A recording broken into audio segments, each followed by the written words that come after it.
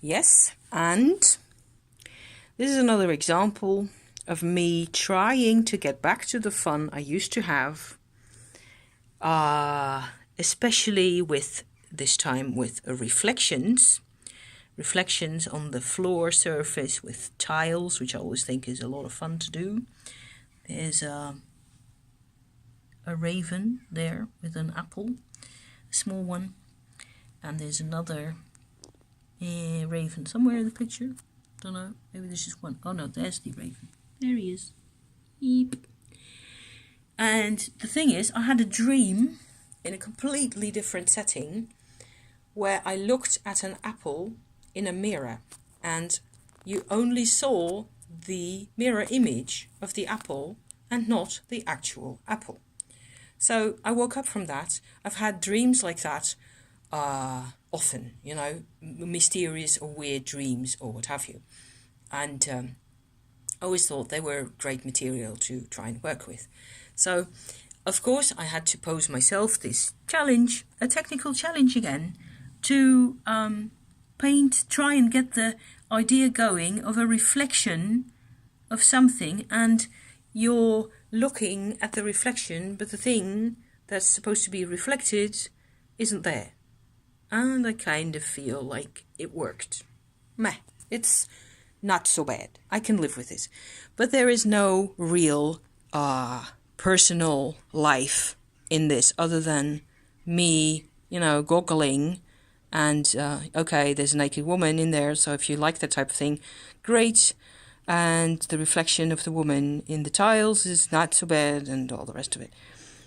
The mirror is on the dark side. It might have been brighter, I think, now. And still, yeah, nice scenery. The mirror is very much in the way of the scenery, is something that strikes me now, looking at this. So, part 2, going on from here. And this is where it gets a bit more personal again. This is actually one of my favorites. Gosh. It is still smaller a bit than the ones we got started with in session 1, right? However, this is one of the very few times that I really, really went to try and portray some of the parts of my life the way they really felt. And I'm still pretty fond of her right there, because that's, I think, the first time that I painted a girl child, and she's looking not at whoever that is and whatever she's doing, but at this creature right there. This poor dead person trying to crawl out from under that pedestal thing, whatever it is. And we are surrounded by a few trees. There's a nice standing stone right there with a Sheila. I think by this time I'd been to Ireland with my husband. So I've been immersed, yes, definitely, in, stone circles and prehistory and all that type of stuff. And this was in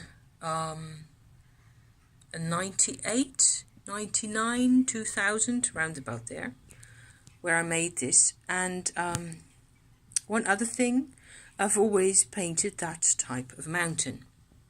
And it took me an age and a half again to realize that this mountain is actually the Mont Blanc, as it is seen from the apartment that I lived in when I was 4 years old. Again, a memory that had completely lost all meaning in my brain, lost all connection to myself. And still, it deserves its place. It's not the mountain's fault. It's not the stone circle's fault.